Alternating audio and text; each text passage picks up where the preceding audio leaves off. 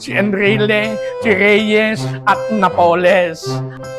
Ito po ang inyong balingkod, Congressman Manik Manag from the Lakas Tama Party at your self-service. Ngayon, ano naman itong balita? Aba, na acquitted? Si Enrile, si Reyes, at Napoles.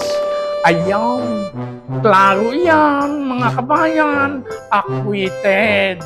Kaya, kayo mga nag-iimbestiga sa Kongreso, sa Senado, kung saan-saan, ICI, aba,